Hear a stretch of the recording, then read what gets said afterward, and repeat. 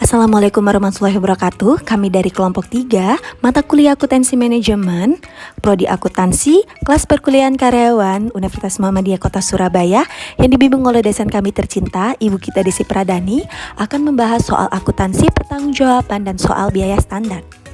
Perkenalan sedikit untuk kelompok 3, ada saya sendiri Kemala Ayunanda Arifin, Natasha Catur Arlina Linggarsari, Muhammad Syaifuddin Hamid, Oktavia Ratnasari, Senja Pramita, Surini, Nurlinda Shalshalana, Kusnatul Masfufah, Rizky Adi Saputra, Anita Fauzia Aryani, dan Lutfia Faikotul Himah. Saya Kemala akan menjelaskan tentang soal akuntansi pertanggungjawaban. Reading Touch Industries memproduksi peralatan dan mesin pengolahan. Perusahaan ini berekspansi secara vertikal pada tahun 1984 dengan mengakuisisi salah satu pemasok pelat bajanya, Regis Steel Company. Untuk mengelola kedua bisnis yang berbeda tersebut, maka operasi Regis dilaporkan terpisah sebagai salah satu pusat investasi. Readington memantau divisi-divisinya atas dasar kontribusi per unit dan pengambilan atas investasi rata-rata atau ROI, di mana investasi didefinisikan sebagai aset operasio rata-rata yang dipergunakan.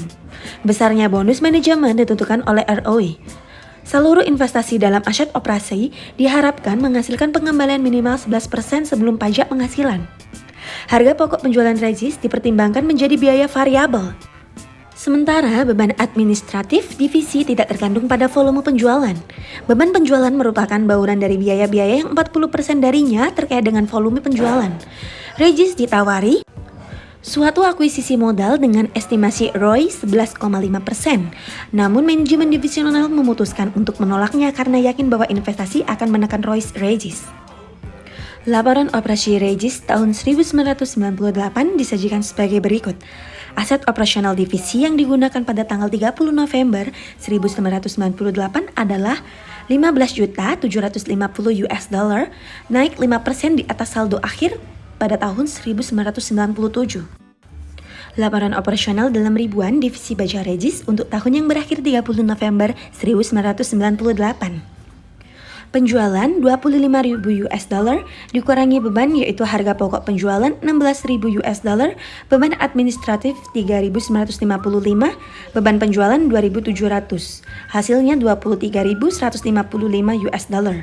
Laba operasi sebelum pajak 1.845 US dollar. Diminta 1. Hitunglah kontribusi per unit divisi baja Rich apabila 1.484.000 unit diproduksi dan dijual selama tahun yang berakhir pada 30 November 1998. 2. Hitunglah ukuran kinerja berikut selama tahun 1998 pada divisi baja Rich. A. Pengembalian sebelum pajak atas investasi rata-rata dalam aset operasi yang digunakan ROI. B. Laba residu yang dihitung berdasarkan aset operasi rata-rata yang digunakan. 3. Jelaskan mengapa manajemen divisi baja Rich akan lebih mungkin menerima tawaran akuisisi modal apabila ukuran kinerja yang digunakan adalah laba residu bukan ROI. 4. Divisi baja Rich adalah suatu pusat investasi terpisah pada Readington Industries. Identifikasilah beberapa item yang harus dikendalikan Rich apabila divisi dievaluasi secara berimbang dengan menggunakan ukuran-ukuran kinerja ROI atau laba residu. Baik, saya Natasha Catur Arlina Linggarsari akan menjelaskan tentang cara menghitung margin kontribusi. Cara menghitung margin kontribusi adalah dengan menggunakan rumus penjualan bersih dikurangi dengan HPP. Penjualan bersih senilai 25 juta dikurangi HPP senilai 16.500, maka didapatkan hasil sebesar 8.500. Setelah kita dapat menghitung margin kontribusi, selanjutnya kita menghitung margin kontribusi per unit. Menghitung margin kontribusi per unit, kita menggunakan rumus margin kontribusi dibagi dengan jumlah unit yang diproduksi. Margin kontribusi senilai 8.500 tadi dibagi dengan jumlah unit yang diproduksi senilai 1.484, maka didapatkan hasil sebesar $5,78 per unit. Saya Muhammad Syaifuddin Hamid akan menjelaskan cara menghitung return of investment. Investasi sama dengan aset operasional. Investasi pada 30 November 2008 diketahui 15.750.000 US dollar. Untuk mengetahui return of investment-nya, yaitu laba sebelum pajak dibagi aset operasional dikali 100. Untuk cara menghitungnya yaitu 1.845.000 dibagi 15.750.000 dikali 100 akan ketemu persentasinya 11,71%. Dan untuk menghitung laba residu atau residual income, yaitu laba bersih sebelum pajak dikurangi dalam kurung minimum return on asset dikali aset operasional, yaitu 1.845.000 dikurangi 11% dikali 15.750.000, yaitu 1.845.000 dikurangi 1.732.000 sama dengan 112.000. Menghitung tingkat RI, yaitu biaya variabel dibagi RI dikali 100. 16.500 US dollar dibagi 112.000 dikali 100 sama dengan persentasinya 14,73%. Artinya tingkat pengembalian dari laba residu lebih tinggi 14,73% daripada ROI yang hanya 11,71%. Selanjutnya, jawaban nomor 3. Residual income adalah salah satu metode yang dapat digunakan untuk melihat seberapa jauh net income yang dihasilkan melebihi laba yang ditargetkan. Divisi baja Regis menggunakan laba residu karena laba residu yang dihasilkan lebih besar daripada 0 atau bisa dikatakan lebih dari laba yang ditargetkan. ROI adalah tingkat pengembalian dana investasi yang diberikan pada nasabah atau seseorang yang menanamkan modalnya.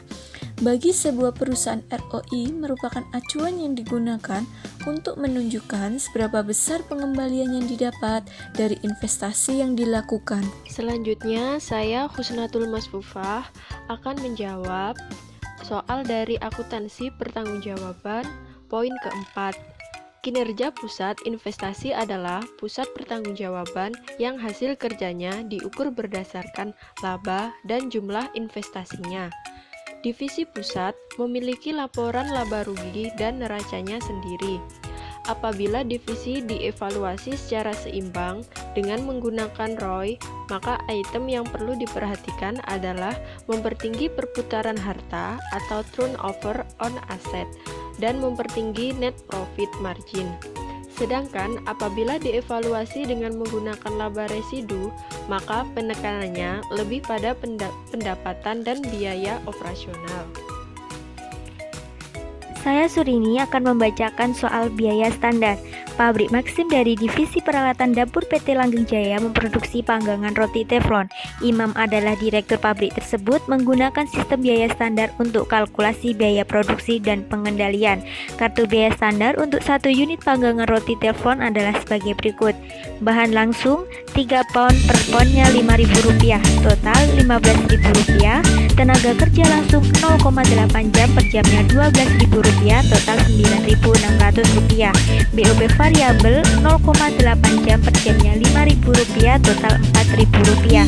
BOP tetap 0,8 jam per jamnya Rp3.000, total Rp2.400. Biaya per unit standar total keseluruhannya Rp31.000.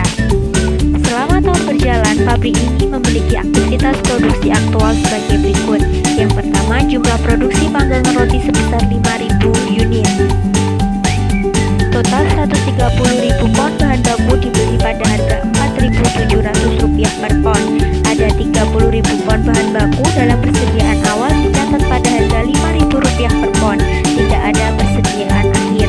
Perusahaan menggunakan 41.000 jam kerja langsung dengan biaya total Rp533 juta. BOP tetap aktual berjumlah Rp99 juta. BOP variabel aktual berjumlah Rp215 juta. Aktivitas normal pabrik 45.000 unit per tahun. Tarif BOP standar dihitung berdasarkan aktivitas normal yang diukur dalam jam tenaga kerja langsung standar. Diminta Yang pertama, hitunglah varian harga dan penggunaan bahan baku. Yang kedua, hitunglah varian tarif dan efisiensi tenaga kerja langsung. 3. Hitunglah varian pengeluaran dan efisiensi BOP variabel. Yang keempat, hitunglah varian pengeluaran dan volume BOP tetap. Yang kelima, asumsikan jika agen pembelian untuk pabrik panggangan roti membeli bahan baku dengan kualitas yang lebih rendah dari pemasok baru, apakah saudara akan merekomendasikan Pabrik Maxim untuk tetap menggunakan bahan baku yang lebih murah ini? Jika ya, standar apa yang kemungkinan perlu direvisi untuk merefleksikan keputusan ini? Asumsikan bahwa kualitas produk akhir tidak berpengaruh secara signifikan. Saya Nurlinda Selsalana di sini akan membacakan jawaban soal biaya standar. Yang pertama yaitu kita akan merinci kartu biaya secara standarnya per satu roti panggang teflonnya. Terdiri dari bahan baku langsung yaitu 3 pounds, harga per unitnya 5.000 dikalikan hasilnya 15.000.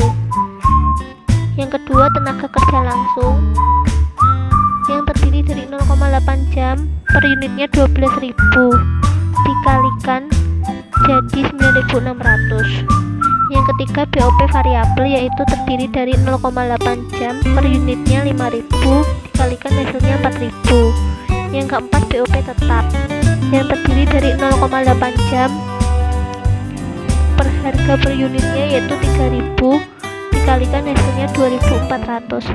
Total dari semua biaya tersebut yaitu 31.000 per unit. Setelah kita membuat roti tersebut, ternyata kartu biayanya tidak sesuai dengan standar dan kita menamai yaitu kartu biaya aktual yang terdiri dari bahan baku langsung sebanyak 130.000 pounds, harga per unitnya 4.700 dikalikan hasilnya 611 juta rupiah. Yang kedua, bahan baku awal persediaan yaitu 30.000 pounds dikalikan harga per unitnya yaitu 5.000 rupiah, hasilnya 150 juta rupiah. Total dari bahan baku langsung yaitu 761.000 rupiah per 160.000 pounds. Selanjutnya yaitu menghitung tenaga kerja langsung yang terdiri banyak 41.000 jam dikalikan harga per unitnya yaitu 13.000 rupiah, hasilnya 533 juta rupiah. Yang kedua yaitu BOP variabel terdiri dari 41.000 jam dikalikan harga per unitnya yaitu 2.415, hasilnya 99 juta rupiah. Yang ketiga yaitu BOP tetap terdiri dari 41.000 jam dikalikan harga per unitnya yaitu 5.244.000 rupiah, hasilnya 215 juta rupiah. Total dari biaya aktual tersebut yaitu 1.608 juta rupiah. Jumlah yang diproduksi yaitu 50.000 unit, jadi dibagikan hasilnya 32.160 rupiah 160 per unit. Selanjutnya saya akan melanjutkan jawaban dari Saudari Linda. Yang pertama adalah menghitung varian harga dan bahan baku. A. Menghitung MVP atau Material Price Variance. MVP digunakan untuk mengukur perbedaan antara apa yang seharusnya dibayar untuk bahan baku dan apa yang benar-benar terbayar. Rumusnya adalah MVP sama dengan actual price dikurangi standard price dikali actual quantity, atau harga sebenarnya bahan baku dikurangi harga standar bahan baku dikali jumlah sebenarnya bahan baku standar. MVP sama dengan 4.756,25 rupiah dikurangi 5.000 rupiah dikali 130.000 pound ditambah 30.000 pound ini adalah persediaan awalnya.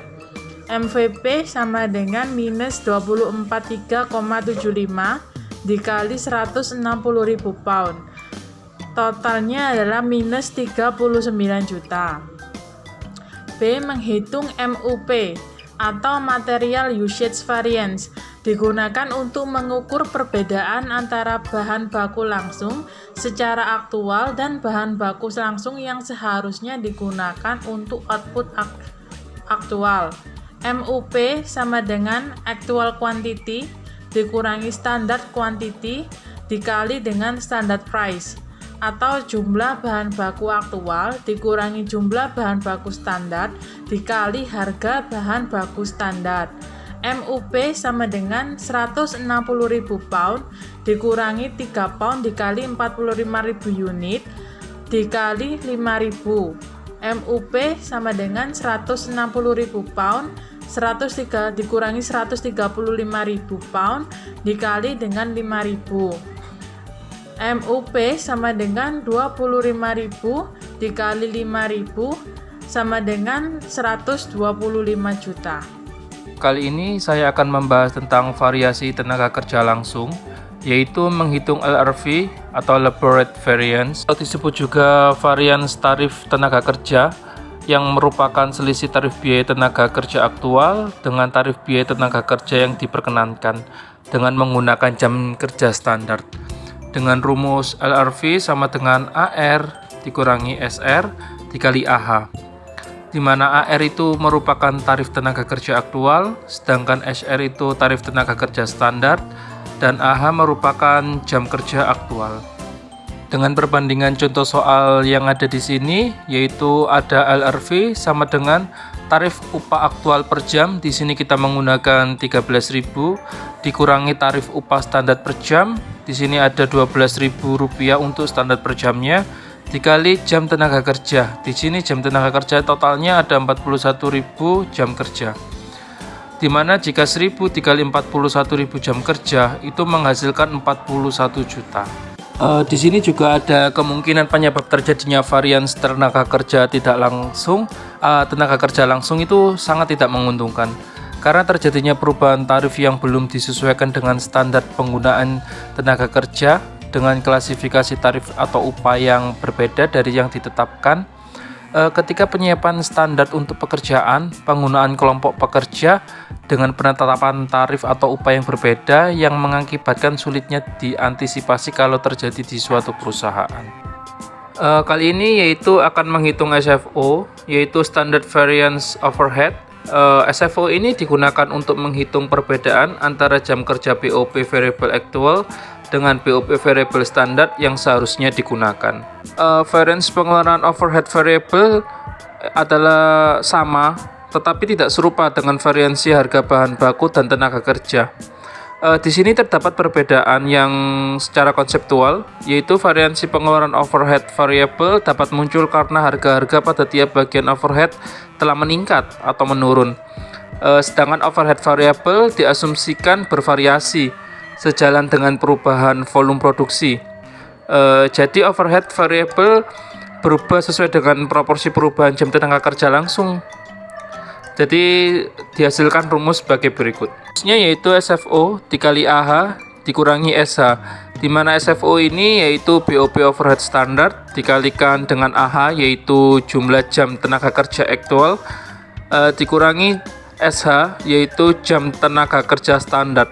Di mana tadi BOP overhead kita asumsikan sebagai 5.000, kita kalikan dengan jumlah jam tenaga kerja aktual yaitu 41.000 jam dikurangi jam tenaga kerja standar. Jam kerja standar di sini ada 0,8 jam dikali 45.000 unit.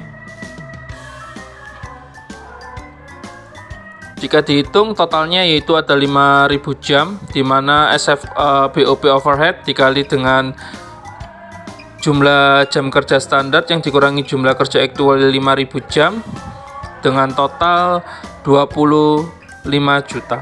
Saya Anita Fauzia Aryani akan membacakan jawaban dari kelompok 3 mengenai soal nomor 4, yaitu menghitung varians BOP tetap. Di sini ada dua. Yang pertama menghitung variasi total overhead. Variasi total overhead ini digunakan untuk mengukur perbedaan antara BOP tetap aktual dengan BOP tetap standar yang seharusnya dibayarkan. Rumusnya, BOP tetap aktual dikurangi BOP tetap standar dikalikan jam standar. Berdasarkan soal tersebut, BOP tetap aktual kita ketahui Rp5.244 dikurangi BOP tetap standar yaitu 3.000 dikalikan dengan jam standar yaitu 41.000 jam. Sehingga 2.244 dikalikan 41.000 jam ketemu Rp92.004.000.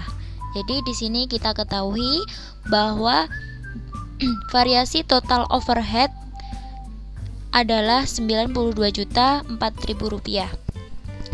Yang kedua, BOP varian BOP standar, yaitu menghitung varian BOP standar yang digunakan untuk mengukur perbedaan antara jam kerja BOP tetap aktual dengan BOP tetap standar. Rumusnya, BOP tetap standar dikalikan dengan jam tenaga kerja aktual dikurangi jam tenaga kerja standar yang seharusnya digunakan. Berdasarkan soal tersebut, kita ketahui bahwa BOP tetap standar adalah 3.000 dikalikan dengan jam tenaga kerja aktual 41.000 jam dikurangi dengan jam tenaga kerja standar yaitu 0,8 jam kali 45.000 unit. Sehingga 3.000 dikali 41.000 jam dikurangi 36.000 jam sama dengan 3.000 kali 5.000 jam yaitu Rp15 juta.